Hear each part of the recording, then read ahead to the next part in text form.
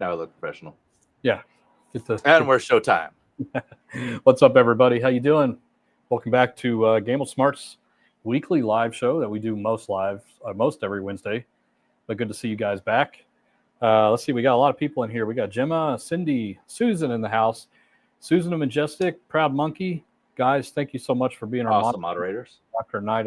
We really do appreciate you bringing the support in, sharing those links, telling people to thumbs up, all the good stuff. We really appreciate you guys very, very much. You're part of the team here. All right, and we also got Bob.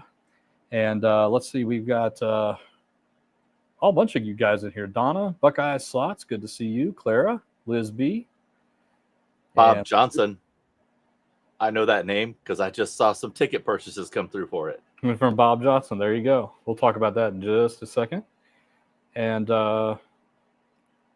Tim R., good to see you in here. All right. I can't call everybody out, but we saw a bunch of you coming in here early, so I really do appreciate it. So, guys, if you're new here, we really do want to welcome you. As always, our weekly live shows are all about questions and answers, mostly. So if you do have any questions for us about gambling, slot machines, anything like that, comps, where to stay, when to play, what to play, all those questions, start asking them now. We're going to start starring them up, and we're just going to go through them. We got about an hour. Maybe we go a little bit over sometimes with you today.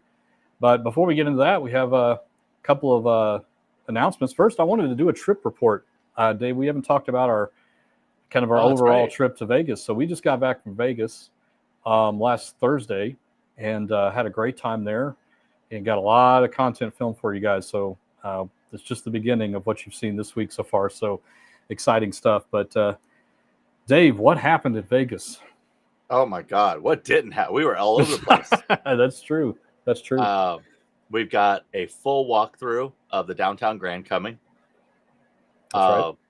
We also, I've got a short coming out for we did eat at Pizza Rock, which everybody say, go eat at Pizza Rock, go eat at Pizza Rock. Got a short coming of that. I went to see the Sphere, which you saw the short of that, and that was amazing. Like, it was worth the money. It was expensive. It was $100 and something, $120. And it was only a 45-minute show, which was my only negative I'm going to say about it, was that 45 minutes seemed a little short for $130 worth of ticket. Whoa, I didn't know it was that much. Oh. Well, so it's only $108, but then you got all the Ticketmaster fees. Or is that the only place to buy it? Is Ticketmaster? It's the only place to buy it. Oh, but I hate that. Still say it's worth it. I still say that the dollar value is worth it. Postcards from Earth was really good. I would go see it again. And I would actually want to sit at a section closer so you're even more immersed in it. Because the closer you get, the more immersive it is. It fills up your whole field of vision. So that's what I do next time. But I liked it. That short made me want to go see it for sure. So I have not been in there yet to see any concert or anything like that. But it looked like a good first experience, of the technology and all that. It looked really cool. I heard all the people going, wow, oh, wow. So, that's kind of a good sign, yeah. There were some times where it was just like, I'm in amazement. Like when the Earth, I didn't even do it justice. Like the vertical filming did not do it justice with how big it is.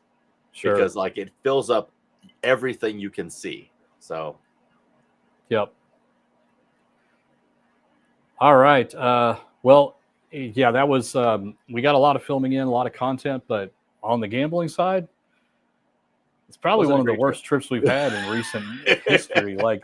At least when it comes to, kind of the return. Now we started off bad. If you guys saw our first live there, I think we both lost $400 within just an hour of doing a live, playing quarters and stuff like that. A couple of dollar machines here and there, but it was just not a fun session to start off the trip, right? And so the next day we went to downtown, and we actually had some success downtown. We played at Four Queens a little bit, and then we also went to Downtown Grand. You guys got to see that. If you haven't checked out our lives, they're still there. Go check them out. Just kind of turned it around a little bit. But after that live, Monday, Tuesday, Wednesday, it was just day after day, at least for me. My daily budget was around $300, $300 to $400. I couldn't make it work. And that last day you guys saw the live on Wednesday, I said, forget it. I just just not feeling it. When you have a couple of losing days in a row, it's time to just say forget it. I just couldn't go any further. So, I mean, that happens sometimes, guys, and it's not the thing. I guess the lesson I want people to understand is that nothing has changed in Vegas. Like, they didn't change the payback percentages of the machines. They didn't move them around, things like that. We're playing all the same games that we always play, our same ones. And sometimes you get lucky and sometimes you don't. It's just the way it is, right? And you got to accept that reality going in. And it's especially critical that if you have had a lot of winning trips in a row, that you don't feel like that is the expected result, right? Like, if you come back a winner, that's mostly the exception to the rule, right? And that's why we teach what we teach on this channel, is that you need to be able to be prepared for the time when it doesn't go well. And this was certainly a case for both of us. I think Dave was maybe a little luckier than I am, but still in the end. No, I still finished bad. Like, I had one great hit. Yeah. One great hit the whole time, and then that was it. Yep. There was nothing else. Yeah, I mean, it is what it is. But we had it. You know what? Here's the thing, though. I brought $1,500. I came back with $300 because I gave up on that last $300. So I played about $1,200 and lost. For 4 days, 4 nights in Vegas, and all the entertainment that we got out of that, comps that will get generated from it, the filming that we got done for you guys, I don't really call it a loss, because I came with $1,500 knowing that I could probably leave with the $1,500, right? And that's always important. And that's the mentality that you want to have. So I didn't come back depressed or anything. I certainly wish we were winners coming back, like we, not always are, but at least we come back even most of the times, or at least close to it. But we had a good time. We got a lot of filming in. Entertainment was there. So I have no complaints. I really don't. Mark got to come back and rest. I turned around and went to WinStar on Saturday to go see Rod Stewart. Yep. He was back in the casino 24 hours later. And it was, so I played with Brian. I left $330 on my wallet from when we were there the week before. And so I left that money there, came back to it. I played on that money the whole night and left with $400. Yeah. And that was a lot of play. Brian can attest to it, a lot of play. And I got to say, you want to stick around Brian on those different games, like the Neptune Skull, the Aztec, all those, the any of those video style Class 2 games, because he knows them inside and out. Like crazy inside. He can read those bingo cards pretty well. Oh man, just like not an advantage play, but he can tell what's going to happen as soon as he hits the button. So he can tell the payout. Like, I had no idea eyes is a good pattern, because every time we get eyes, it's worth only 2 credits. Yeah. But if you get eyes in the first 4 numbers, it's a great hit. A lot more. I was like, yeah, it pays a lot different. Yeah. Mind blown about that stuff. I do have to correct you with one thing. I did not come back to rest. I came back more rest with a wicked flu. Oh man, that was horrible. I mean, this is what happens when you go to Vegas, right? The last time I got there and got a cold. This time I came back and got a flu of some kind. The whole fever, vomiting, achiness, tired. I'm still not resting yet. I'm still not sleeping a full night because I'm restless from all that. But I'm feeling much better today. But this is what happens when you go to Vegas, guys. You got to be prepared for sickness out there. It's dry. You got to wash your hands a lot more than you probably do anywhere else, because of the machines and everything else that you're doing. A lot of finger food there, right? So it's just something that you got to be aware of when you head out there. So, yeah, Jody says, I thought Mark was coming home to take care of me. It didn't really work out that way. That's what I wanted, but that's not how it worked out. She's been a huge help. Work like that. She's been a huge help getting me those weird demands that you have when you have a flu. Because you don't know. Weird things sound good at the time. And we did do something different and new in Vegas. We ate at Gallagher's. And that was really good. The Gallagher Steakhouse was really good. New York. Yep. Yeah, I was very surprised by it. I did go there once many years ago, and it was kind of meh for me back then. But this time was exceptional. I thought it was great. Very good. I highly recommend Gallagher's in New York, New York. And it was easy to get into reservation wise, so no issues. They have a lot of tables in there. All right, guys. I'll tell you what, Dave. Let's do some questions, and then kind of in the middle of the show, we'll do some other announcements, like with the raffle and everything else. We got an update on that. All right. And so let's jump into some questions, guys. Let's get this going. There's been some good ones here, and I'm going to take this one first from Julie Thompson. There's a couple other people also on their first trip, so I'm going to roll all those into one here. Question from Julie Thompson. Question: first time getting a casino host downtown. Do you bring thank you gifts? She comped me for our upcoming trip to. I heard they cannot take tips. So it all depends on the host and the property and everything else. Think about it this way: if you want to tip your host, I personally recommend bring them something personal. They're getting paid on your play and the fact that you're there. So bring them something personal rather than that. Like bring them something from your home state, or something like, hey, I wanted to say thank you. I brought you this candy or whatever from my home state or something like that. Bring something more personal than an envelope. Now, if you believe your host has gone above and beyond and you're getting stuff that you don't think maybe you earned or whatever, maybe slip them a little envelope. I am personally not in favor of this because I would rather give them a personal gift or something like that rather than cash. That's my opinion. And then also Matt Gursky here. I'm headed to Vegas in 2 weeks. Is the deal still good at Downtown Grand? Yes, it is. It is absolutely still good at Downtown Grand. Mention Gamble Smart, Gamble Safe, and you get up to $50 in match play and $15 in free play. And then finally, for Mercedes Bets, going to Vegas for the first time next week, any top casinos and slots to try. Is the Strip or Downtown better for low rollers? Both are good. You're going to have to look harder on the Strip for those low roller games. There are more abundant downtown, that's for sure, especially for Queens. Lots of 25-cent games around to be found. You just got to look extra hard.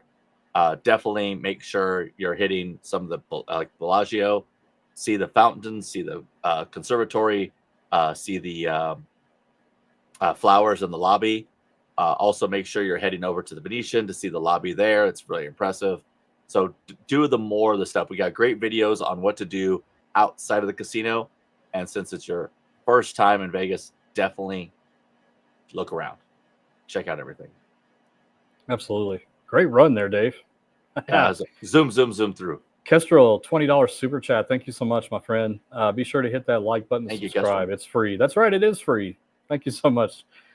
Kestrel, really do appreciate that super chat, man. Thanks for supporting us as always. And all of you guys for watching. All right. I was going to tell my story of I had a crazy, I did my own match play. I went up and said, guess who sent me? This guy. This guy. So they actually let us do it too. So I went and got my match play, and the roulette table was packed. So I went to the blackjack table, and I wanted to share a story of the hand because it was kind of crazy. So I did my match play for $50. So I did $50 of my own money and then $50 in the match play. I got dealt 2 sevens. And then the dealer got dealt a 4. And so it was decision time for me. Do I split the sevens? Do I just stand because they got a 4? Maybe they'll bust. Wait, let me get my card out here. Do I have my card? I think the card's going to say to split. It does. And so I did end up splitting, and I got face cards on each of them. So I had 17-17. Dealer turned over, what was it? Dealer turned over a 6 with a 4, and I thought I was done for. But then it was a 2, and then it was a 10.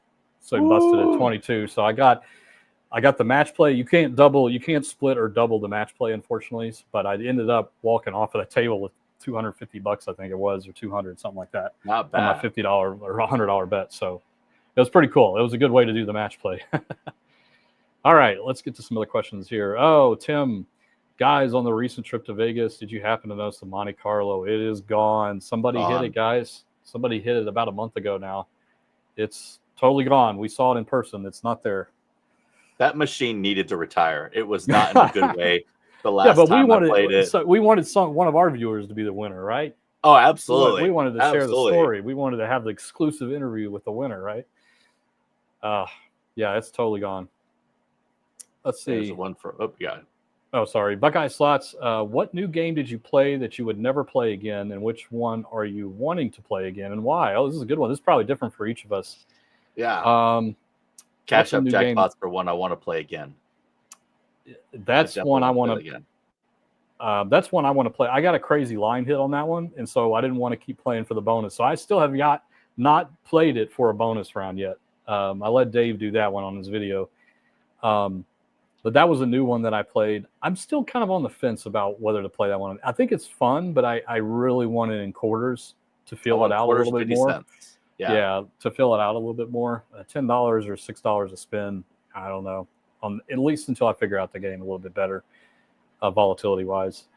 A game that I played that I would play again has to be Dracula. Dave's probably going to say the same thing. I thought it was really cool. They did a good job on that one. As kind of an homage to Frankenstein, like the next iteration. They added a wheel now. Amazing game. And it's pretty exciting. It's fun to play. You can play it in low denominations. So that's one I would definitely play again. What about you, Dave? Any different? No, not any different there. It would be Cash Up and Dracula for me for sure. And one I would never play again is Phoenix Link. Oh, yeah. While I learned a lot about the game, I definitely learned a lot about the game. And I get the appeal and how it's slightly, I mean, we're talking a hair's difference than actual Dragon Link. I definitely think it's better than Dragon Link, but it's still a game I probably wouldn't play again. You know, I got lucky on it a few times, got a couple bonuses, but it's Dragon Link with just some new features. So yeah, with the must hit the other game I wouldn't play Dragon. is High Rise. Oh yeah, I played High Rise and hit like basically nothing.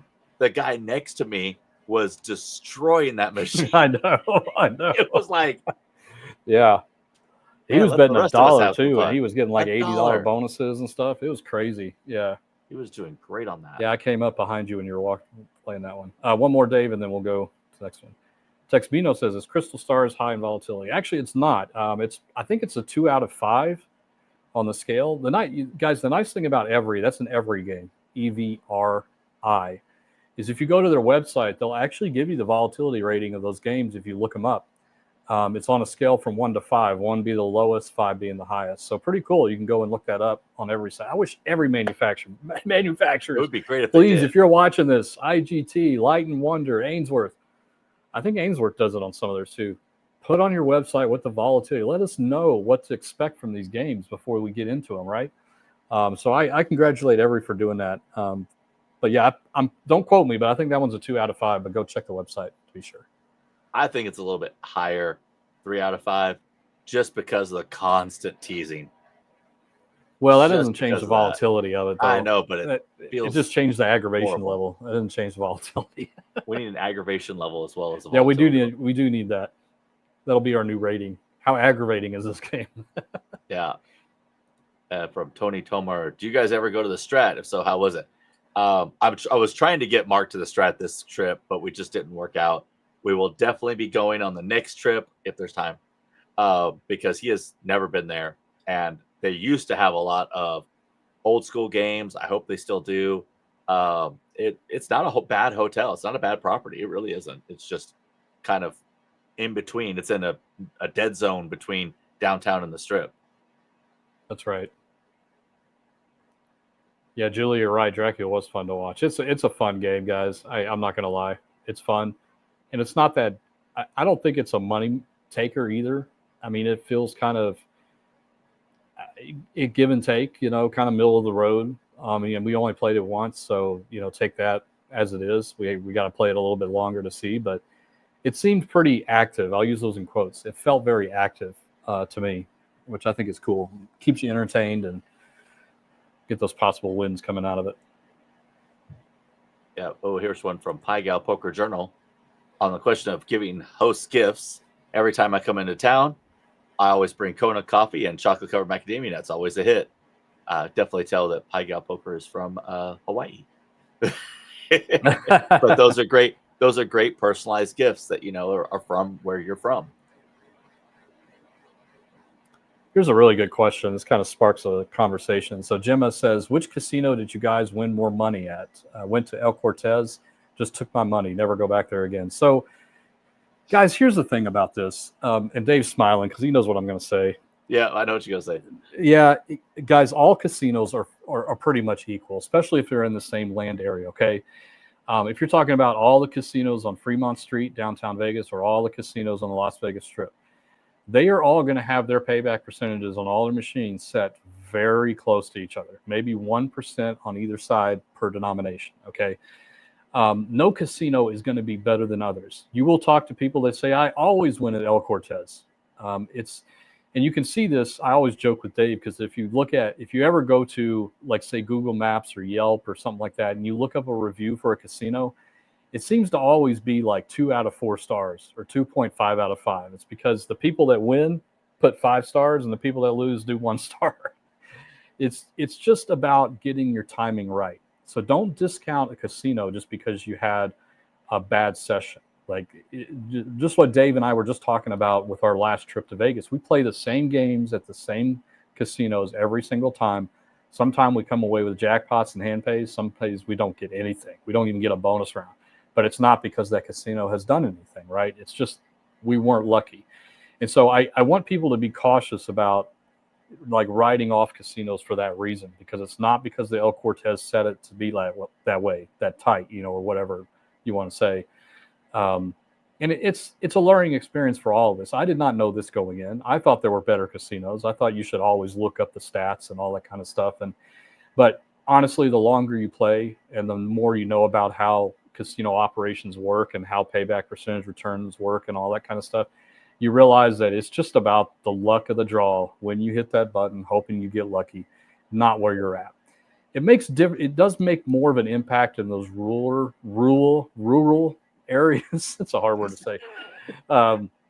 Casinos that are rural, that are out in the middle of nowhere, where you might have 2 choices. Then it becomes a little bit more of a research thing where you got to look to see which overall pays back more. But when you're talking about going to Vegas, man, it doesn't matter where you go. They're all going to be pretty much the same percentage-wise. But good question, Jim. I'm glad you brought that up. Feel free to go back to El Cortez. You might have a different experience the next time. I'm not speaking because I like El Cortez. I really don't like what they've done with it. I like the old way better, but that's just a personal opinion. I probably won't go there again just for the reason. But go because of the atmosphere. It has the games you want to play, all of those things. Those are the reasons that you really should pick a casino over another one. Hope that helps. Okay, first, before I get to the question, Ether Gypsy, can you tell me, do you live in New Zealand? You mentioned Class 4 gaming. So that's usually a very specific term for New Zealand. It can be used in the U.S., but usually it's New Zealand. So let me know before I answer your question. But here from Jim Stamos. Wait, Gallagher meal comped. Do you guys get a lot of meal comped? So our Gallagher's meal was not comped. We used our food credit, which was part of our booking package. We don't get anything extra from MGM properties at all. We really don't get anything from anybody properties. That's not available to you, the public, or a result from our own gameplay. So that meal package, that meal was actually part of our food credit. So not technically a comp meal. We don't generally get meals comped except for that food credit. Guys, this is why you must use your player's card, okay? I'm telling you, you've heard it from us many times. It makes no impact on the outcome of the spin, all right? We know that now, right? But if you don't use your player's card, you are not going to get food and beverage credit when you come back to the casino. And I'm telling you, the best place ever to get food and beverage credit is to play in Vegas at a strip hotel and casino. Because you don't have to play a lot to get food and beverage credit. You really don't. Same thing with downtown. I mean, it doesn't take much. It really doesn't take much. So use your player's card, get the food and beverage credit. Then you can go eat at Gallagher's and not have to worry about the bill. You still have to pay tips and stuff like that, but you don't have to worry about the main part of the meal. So, from Adam's X Place, I forget it's the D or the Grand, but one of them has an offer to say hi to Matthew. Say hi to Matthew is at Circa, and they will give you $25 match play at Downtown Grand. It is, say, gamble smart, gamble safe, and you get $50 up to $50 match play. You can choose less, and $15 free play. And Richard says, if you had the budget, would you play the $5 Cherries Jubilee? If you had the budget, sure. I mean, it's still I mean, take the denomination out of it. It's still the best machine to play to bet 3 credits and win 1,000. Right? There is no disputing that anywhere. But it's pretty much 1,000 or bust, right? You do get those smaller hits every now and then, but you're really playing for that top line jackpot. So in theory, if you did have $2,000 to throw at it, it may not be bad, right? But I've never wanted to commit that much to it. I'll throw 100 in it every now and then. Just hey, you never know, right? $100, you get what, 6 spins out of it, 5-6 spins if you're lucky. But just treat it. Don't look at it at the denomination. Just treat it as how many credits for how much you're going to win. A lot of people play that $5 one for that reason. It's just the quick way to get $5,000. But remember, you're paying taxes on that too. So it's like what, $4,250 after taxes, something like that. I can't do math in my head that good. 24%. It's a lot. So, all right. Looking back for Ether Gypsy to see. Oh, she's in Pennsylvania. Okay. Let's see. All right. So I'm going to take this from Ether Gypsy real quick because I did star it. Yeah, go ahead. So, no problem. They're opening a Class 4 casino in my town with slots and tables. Do Class 4, the type of game slots is Class 3. So in several places, as I mentioned, New Zealand is very common, but then also other states consider a Class 4 facility to be outside of a casino. So an actual casino would be a Class 2, Class 3. And then if they consider that to be a sort of a corporate, not casino licensed in the same way, but still at the same time, you're beholden to gaming commission and gaming structure. Those would all, so they're a building, they're filled with slot machines, they're filled with table games, but it's still not technically a casino under the eyes of the law. It may call themselves a casino, but the laws state they're not a casino. Most of the time, these are the exact same games you'll find anywhere else, table games, slot machines, all that.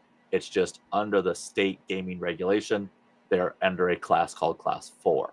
So I wouldn't have a problem going there if you experiment for yourself, see what you think, see what you like.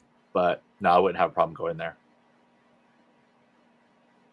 All right. Tazzy and Joe, good to see you guys. Is Uber and Lyft still better to use in Vegas, or your opinion on the deuce? It's about money, guys. Like, yeah, if you have the money to do Ubers, it's the best way to get around. I mean, it really is. But it could get expensive, right? Especially during surge pricing and stuff like that. But it is the quickest way to get around in Vegas for sure. But yeah, the deuce isn't bad either, especially if you're like, say, heading from the Strip to downtown. Great way to go. It's cheap. May not be the most comfortable ride, but it's cheap, right? You can get down there. And it won't be the fastest. Right. It will not be cheap. fast. I'm going to say it one more time. It's cheap. Yep. It's the way to get down there. I would definitely rather walk on the Strip and all that. Yep. Where'd that go? I just had one here. That's all right. I'll take this one real quick while you look for it. Mike says, what happens to the old school slots with the progressives? What do they do with all that money? Do they transfer it to another machine? So they must. So any machine with progressive, I got one behind me that has 2 progressives, this mega and this major. So in a casino, whenever a slot technician is setting up a progressive, let's say that they want this game to go offline after the progressive is hit because we're going to be taking the game out of service, right? This game it's the end of life. There is actually a setting, it's called end of life in there, which means that as soon as the progressive is hit, it locks the machine so that the person gets paid the progressive, they cash out, and then they can take the machine down, okay? But the second thing they can do is if they have to take the machine out of service, they can combine the progressive with another machine that is similar. It doesn't necessarily need to be similar, but it has to go somewhere. They can't just pocket the difference because if you remember, what progressives are being fed by the players. So it's like this pool of money that is coming from the players that are betting on the machines. And so those are due by law. There's laws about this, about giving those progressives back to the players. So they will do it. Most of the time they combine it with another one of a similar type. But in the rare exceptions, like what was it? The Mirage? Which one was the one that closed, Dave? Mirage. Yeah. Yeah, the Mirage, where they couldn't transfer it because they were closing. They did giveaways. So they can do giveaways with those progressive amounts based on the player's code system. But really the law says that they just can't keep the proceeds for themselves. That's what the law states. So very good question. And it's not just on old school slots; it's on every slot that has a progressive like that. Everything. And here's one from Steve M. I'm the one who sent you guys pictures of our gambler our boxes we've taken. I want you guys to know it's been a game changer for us. We can never thank you guys enough. We appreciate that, Steve. Thank you so much. What Steve's talking about is our little gambler lock box. It's got the little lock on there. Oh, which way am I doing? There we go. So I got to figure out which way is left, which way is right. And you put your money in there, lock it. You keep the key at home. You bring the key with you. It doesn't help at all. And so that we're really glad you guys would do great with them. And it's definitely a thing to help you a lot. Build that discipline. Take that money home. And it's a surprise when you get home and you have money there. Guys, trust us. It works. It works. If you have the problem of not knowing when to quit, especially after getting a hand pay or having a losing session or whatever the case is, this will help you, man. I'm telling you. And don't feel shy about it. I mean, people openly use it. And we use it. So you cannot find this on Amazon. This is our exclusive one. So you can find something similar and bigger, but this is small enough to fit in your pocket. Well said. Shameless plug ended. That's okay. Actually, we're midway through, so let's talk about the charity raffle real quick. So guys, in case you're new, you haven't heard us yet, we are doing in the month of March, we're doing a charity raffle for the Children's Army. And Dave is doing his Vanna White impersonation right now, showing off the double top dollar machine because that's what we're giving away, guys. It's the same one. So Gamble Smart has, yeah, you get a different one. Gamble Smart will be giving or has donated to this charity raffle a double top dollar machine serviced by us, and we will ship it, all expenses paid, all that kind of stuff. We will ship it to you. We will help you get it set up, running, all that kind of stuff. In the contiguous 48 states. Yeah, it has to be in the lower 48. We can't ship to Alaska or Hawaii and Alaska. Overseas. I know. It sucks, but that's what it is. But it's valued around $4,000 plus the shipping, $4,500 plus the support and all that kind of stuff. So it's a pretty big prize, guys. And what we're doing is that you can buy a raffle ticket for $25 a piece, and that gives you one entry. You can buy as many entries as you want. We are capping it at 1,000, guys, or the end of March, whichever comes first. And that will give you an entry. And then we were going to do drawings. We were going to do drawings at the very, I think it was April 5th, April 6th. It's the first Saturday in April.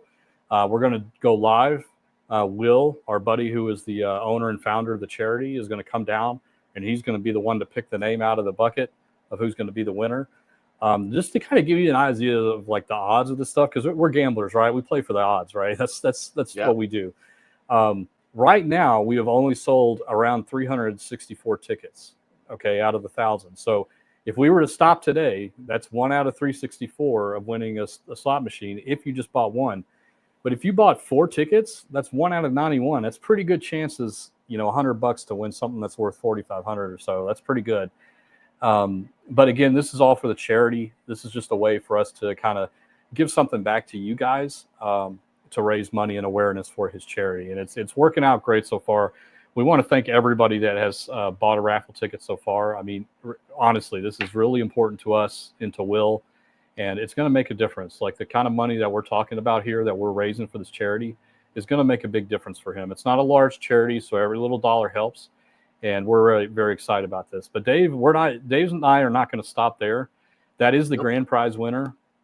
We're going to be giving away a lot of other things. So maybe around 20 or 30 additional winners will be picked. We're going to give away, all kinds of stuff. Lock boxes.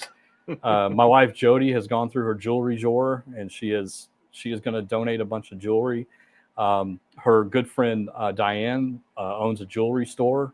And she's going to be donating some jewelry for you ladies out there, you guys that need to give your ladies something.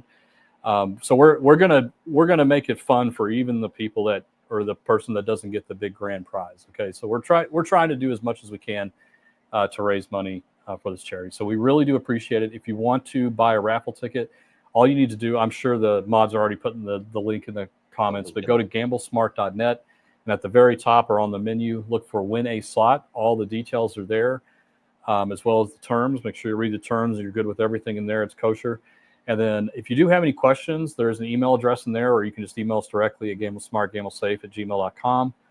let us know what your questions are. If you feel you have some questions about the raffle and the process if you win and all that kind of stuff, feel free to ask. We're here to help answer the questions as they come in. So, guys, thank you so much. Good luck out there. We're hoping we sell the full 1,000, but if not, we're selling the full 1,000. We're still gonna be writing a very big check. So we're very excited. We're selling the full 1,000. I have a feeling. Okay, he's committed. He's committed now. We're only about 1 week and a few days in, and we've already sold more than a third. So that's really good in my opinion. So I think we can sell all 1,000. I think it's for charity. I mean, come on, people. Question in here: is there a way to enter for just the second tier prizes? I mean, if you end up being the grand prize winner and you decide not to accept the prize, which is your call, we will give you a second tier prize instead, and then we will pick another grand winner.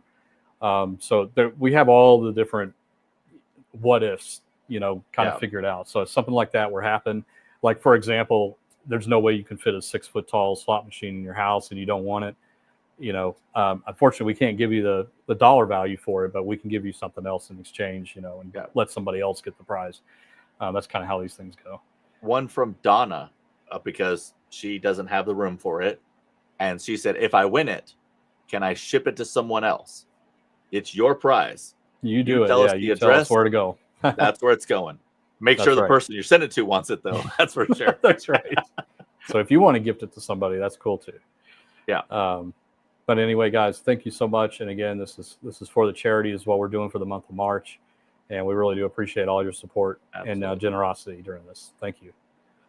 Real quick, Cruising with Thomas. I see you asked a couple times. Mark, do you sell slot machine software? Yes, I do. I've got a lot, so let me know what you need. You can email me directly at mark@gamblesmart.net, and let me know what you're looking for. I'll help you out, buddy. All right, got one here from Liz, from our longtime member and supporter, Liz. What info did you guys hear about the bell desk changes at Excalibur and possibly Luxor? Okay, so Luxor, there are no changes to the bell desk.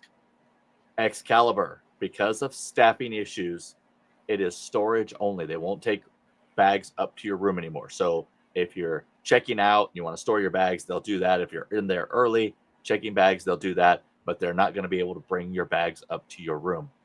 Valets, very unclear at this point. So far, no changes have been made to the valet except for less availability. So they have fewer valet drivers than they did before. So expect those lines to happen. It is not clear whether or not this is a cost-cutting measure for these properties or if it is just temporary staffing issues. But whatever it is, it has caused them to make these changes. I'm really hoping that in the case of Excalibur and Luxor, these are temporary. And with Luxor, I hope that it's, kind of in preparation of a remodel. Let's fingers crossed on that. No, Disney is not buying Excalibur. Disney is not buying Circus Circus. Disney is not in the casino business. They have 7 or 8 cruise ships. They're going to put casinos on there first before they buy a casino. Because I know that question's coming next. Is Disney going to buy a casino? That's right. Who's next in line? Yeah. Slots of Oklahoma, does the machine have to show that it is a bingo machine somewhere? Yes. There's 3 spots. One, you'll see it on the top glass that there's a bingo card somewhere. You got to look for the bingo card. Another is on the bet panel. There'll be a bingo card. And if those 2 fail, it's in the game rules. So if you go to the game rules, towards the very end of the game rules, you'll see all the bingo card patterns and what each of the patterns pay. If you don't see any of those 3, then it's a class 3 game. And this is a good way to experiment with this, is to go around WinStar, because it's a mix, right? You had a class 2 and class 3, and you can go around and find out if they are or not just by doing that. Good question. And there's one from Low Roland, Detroit to Vegas. Did the crowd seem like they were lighter or the same? The crowd seemed just the same to me. I wouldn't say they were lighter. Now, granted, we came in Saturday just as packed as ever. Sunday downtown is always a little bit lighter in the first place. And we spent most of our time at the downtown Grand. But as soon as the evening time rolled around, it got packed in there as usual. And I was at midweek at Mandalay Bay. It was just as packed, but there's a convention in town, which always makes it more packed. But at New York, I did not see any reduction in people at all. It was the same.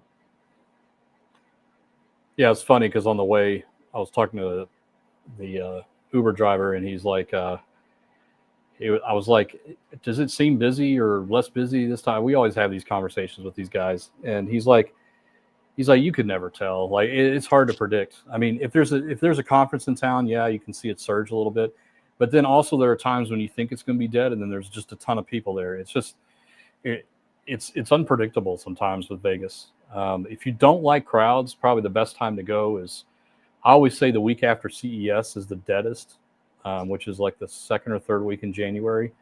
And then in the middle of summer when it's brutally hot. Nobody wants to be there. Yeah, nobody even wants to go to the pool. It's that hot. So it's scorching hot. Yeah, exactly. All right. Oh, let me take this other one here from Grant. Go for it. Are there any good buffets in Vegas still? Absolutely, there are. My favorite is still the Bacchanal buffet at Caesars. I do not see a clear-cut better buffet. The next best buffet is the Wynn buffet. It is very good, but as far as selection goes, Bacchanal buffet is amazing.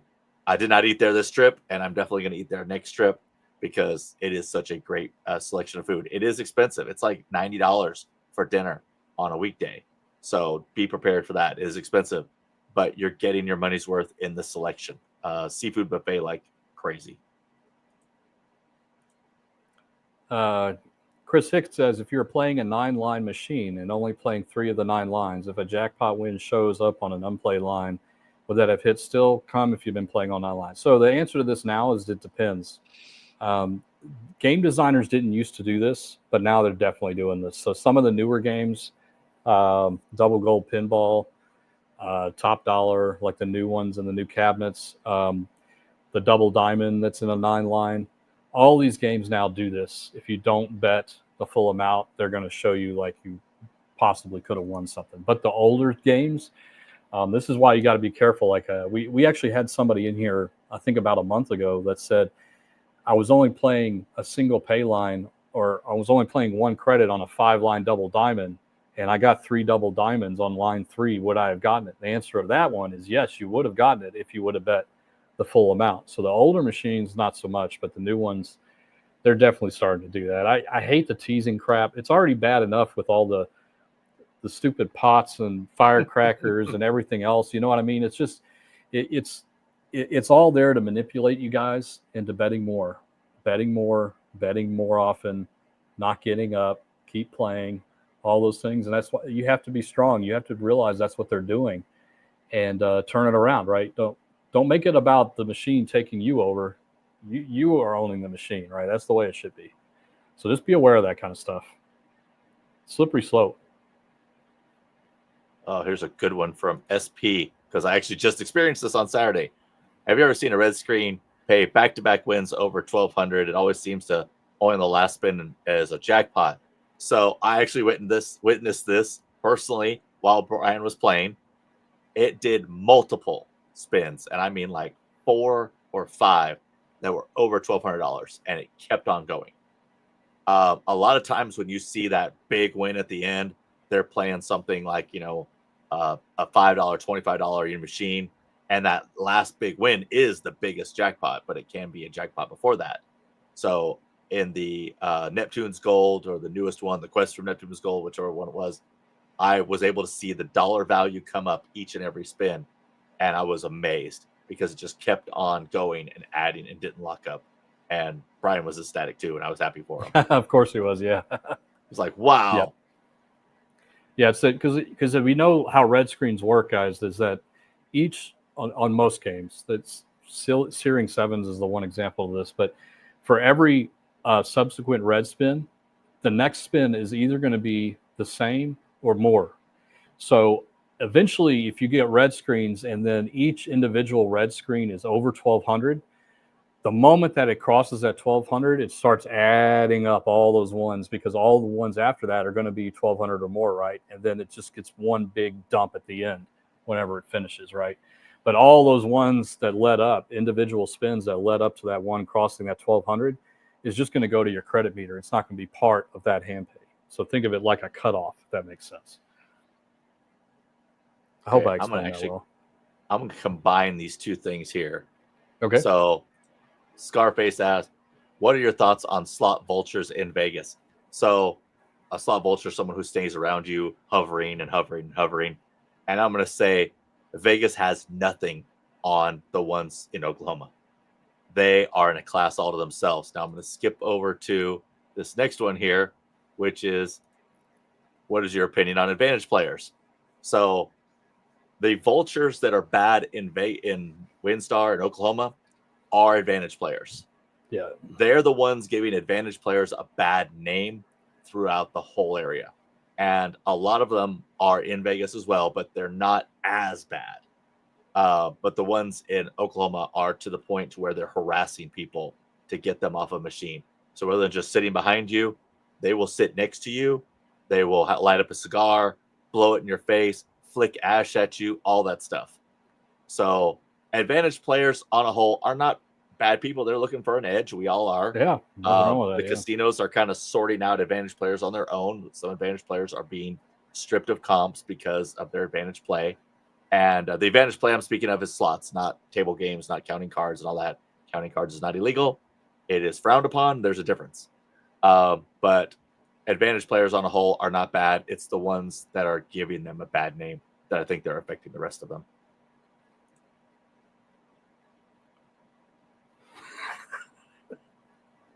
Crazy AV players scrolling through bets on Frankenstein. That's not an advantage. That's not an advantage, though. He's right. It's more of just a smart play. Exactly. It's not an advantage, but do I do it every time? Absolutely. And I got a video of leaving WinStar where it was the most number I've seen, and I got free games on the next spin, and I'll have that short. No way. Holy crap. It was like That's two good. spins. The perfect time to get free games, yeah. And it was a lucrative free games. So yeah, that's awesome. It was a lucrative free games. And Jim asked, I saw you're playing a top dollar where you get to win more than one offer. That is top dollar premium. It's going to be a hard find and not really one you should play, to be honest. If you do find it, only play the 5-line version. That's a 7-credit bet. The single pay line is just brutal. That one's awful. Yikes. Let's see. Cookie says, anybody enjoy Wheel of Fortune at the airport? I play it at the airport. I didn't play any at the airport. Zero. I didn't this time either. But last time, or I guess it was when Jody and I went out there. I threw $100 in one of the Wheel of Fortunes and walked away with 400 something just at the last minute, before we boarded our flight. That's always nice, right? But guys, don't make it a habit to play at the airport, not because of the payback percentages are bad. They're not. People win at the airport all the time. It's just that you're generating no comps whatsoever. It's just not the best place to play. Like if you're going to do it, go to one of the casinos and do it. Here's one from Elaine Vincent. So what's the fun in owning a home slots if there's no money to be won? Just curious. So it's about the fun of the game. If you are interested in the game, like this double top dollar, it's fun for me all the time. It's fun. It's fun and aggravating at the same time. But it's the reason I play top dollar is because it's fun and aggravating. And every once in a while it's rewarding. But it's great to have these games to be able to play them whenever you want. And you really don't feel any pressure. And it's easier to walk away when you're in the casino as well. When you don't get the bonus, you're like, whatever. And it's hard to explain, but it's also an investment, which Mark has mentioned many times, that these machines are not devaluing. They're only going up in value. And so it's sort of like an investment. It's a neat piece. Like I like having it in my office because it's a great piece. It's art to me. It's art. But just because it doesn't pay money, I'm okay with that. I always say a good way to look at this is like, why do people watch football? Why don't they just play it themselves? It's just no thanks. People have different likes and wants, and I get it. Some people don't understand owning a home slot machine. I never thought I would want one until I got a couple, and then I was like hooked. And some people are like that, some people aren't. But Dave and I, like, what do we always say about going into casino gambling? It's about entertainment first, right? You need to entertain yourself. The money aspect is certainly important. That's what makes it entertaining. That's where the risk comes from and the reward and all that kind of stuff. But I like slots for the entertainment value more than anything. And it kills me where I have to put money in a machine like the stupid Lord of the Rings game I like. It's not really the best one to play, but it's fun as shit, and I love it. I love playing it if I can find it. And I'll put whatever it takes in there so I can play it. But I would much rather play it here if I could, right? So there are just things, sometimes there's just those slots that you just enjoy playing for the fun of it. And you know what? We do things here.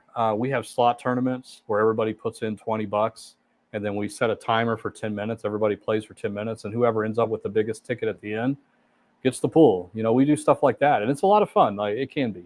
Okay, I pushed it a little hard there, but it can be fun owning a slot machine. It really can. It can, yeah, absolutely. Especially if you like to tinker. Yeah. And here's one from Judy Veleza. I play a pinball machine every time I visit my local casino. Last time I was there, it was out of service. Why would they shut the machine down? Did someone win a jackpot? It could be for any number of reasons. It could be mechanical. It could be the cash box is full. It could be the out of paper and they just don't want to deal with it. So they shut it down. It happens at WinStar a lot. They just shut machines down because there's some issue that they don't have time to deal with and they don't want to sit in there as an error message. But the next thing you do, next time you go in, if it's still down or if it's been removed, tell them about it. Say, this is my favorite machine. I like playing this. Will you bring it back? Good chance they will. Yeah. Yeah. Especially the older cabinets, guys, like it's usually parts, like they're waiting on parts. It's older machines, they don't go down as often, but when they go down, it's usually a part that needs to be replaced, and so they're likely waiting on it. The only other thing that they might turn it off is some casinos actually allow their high limit players to reserve a machine. So if you see machines off, especially in the high limit room, that might be the case. But usually they don't turn it off. They lock it. They can put it in out of service mode, and then they'll put a piece of paper on there that says reserved or something like that. But like Dave said, there's so many different reasons, but it's not because they didn't want anybody to play it. Trust me. Like we always talk about, the one thing that casinos want more than anything in the world is to have every single chair in that casino with a butt in it playing a slot machine. That's what they want. They'll do whatever they can to get that to happen. And a machine down is lost revenue for them. So they're going to try to replace it or fix it as soon as possible. So, but feel free to ask them. Like, go up and say, hey, listen, I just drove 3 hours to play this game. Is there any chance that you could get a tech to work on it while I'm here? I mean, you never know. You never know. You know, you should always ask.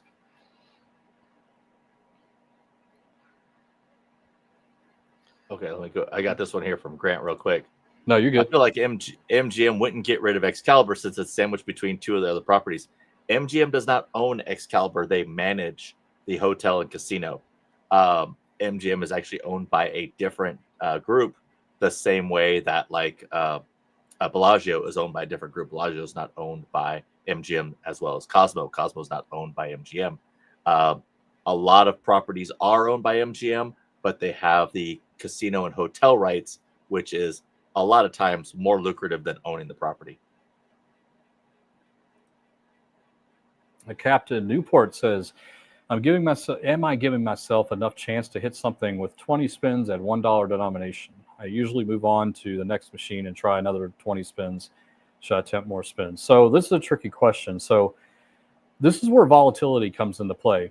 So the lower the volatility of the game, the more likely to get frequent hits that are at least your bet back or maybe a little over, okay? The higher volatility, the longer strings of no hits or getting less than your bet back, okay?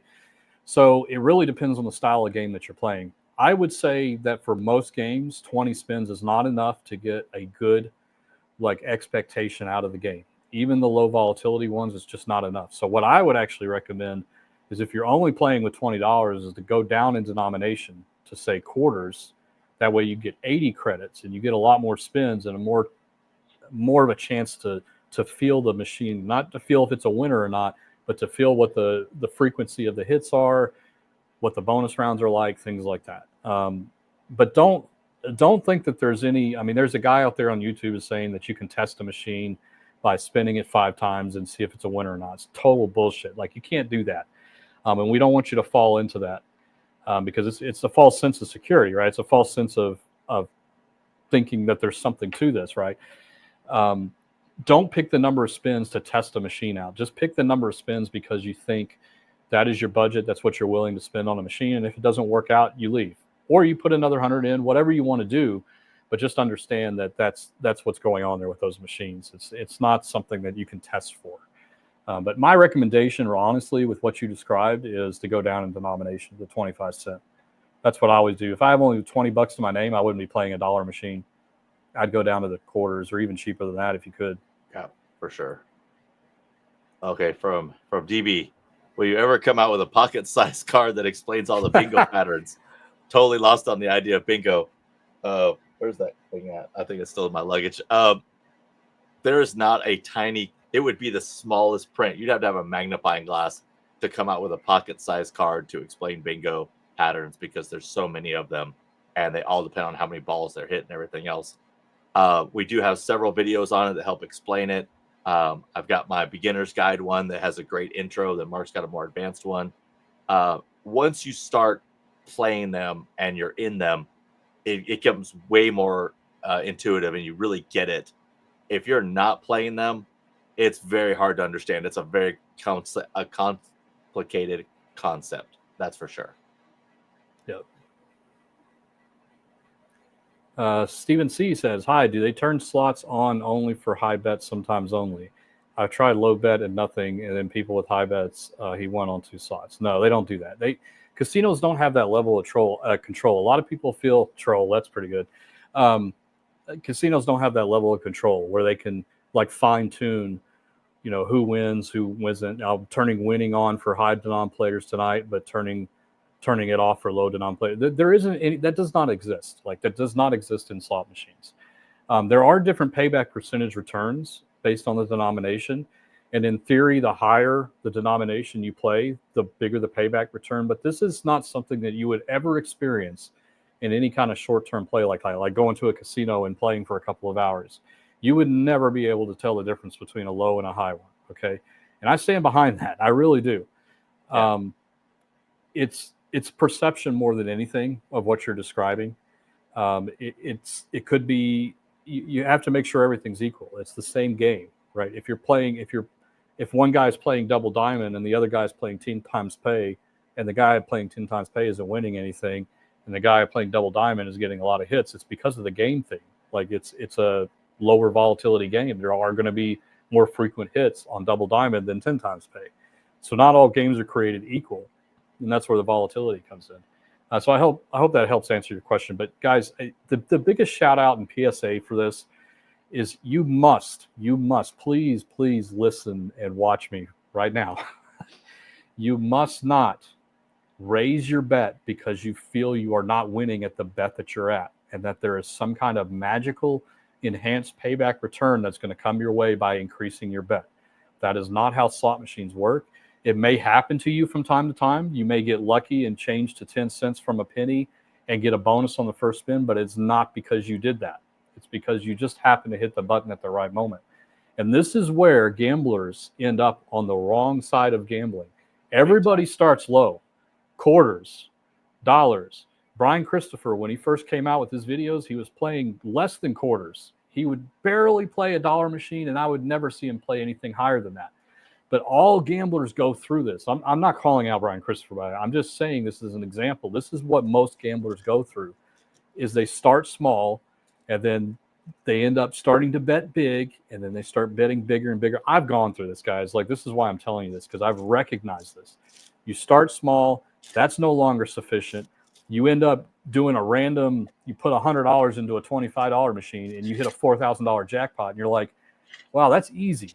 I'm going to start playing $25. I should start playing these, and that's where the slippery slope comes in. And that is the path to destruction with most gamblers. So you got to be very careful with that.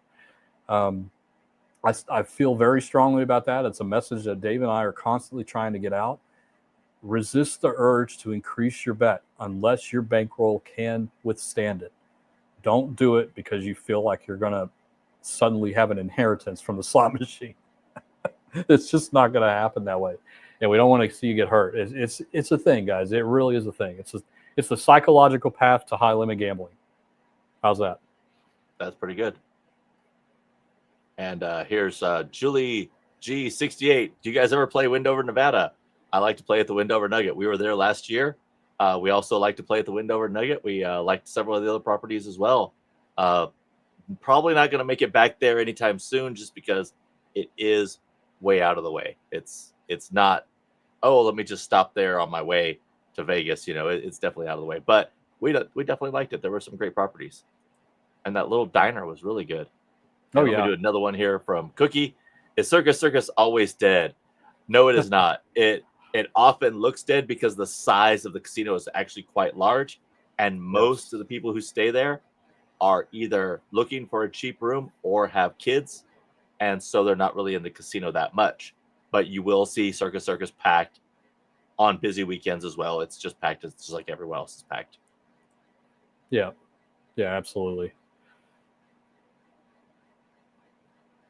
But their casino is also it just feels dead. It's very dead. And I don't know what it is, but when we were there, it just felt dead. There's no energy. There's no that's true. excitement. They don't have everything spaced out so much. The table games aren't where they really should be. The slot machines are sort of very much apart, so you're not building energy anywhere. So, there's got to be a good good layout. Ellen, when will you be in Vegas again? I'm never going to Vegas again. I might come back with the plague if I go out there again. Probably in May would be my guess. Probably May. Something like that. I don't know. But we just got back, so it's going to be a while. I'm tired of getting sick from. Richard Pucci, what is an advantage player? An advantage player is anyone who looks for an extra edge in a game, such as blackjack, card counters. Like I said before, card counting is not illegal. It's frowned upon. As long as you're not using as long as you're just using your brain, it is 100% legal in all the states and all the areas I know about. They still can ask you to leave. That's their prerogative. They own the property. It's private property. They can ask you to leave. Just because you're counting cards doesn't mean you're going to get banned or anything else. Generally, what's going to happen is they're going to back you off or they're going to flat bet you. In slot machines, it's looking for very specific slot machines that have very specific advantages built in, such as must hit buys, must hit by number of wilds, must hit by number of spins, must hit by dollar amounts in the progressive. Quick, short, done.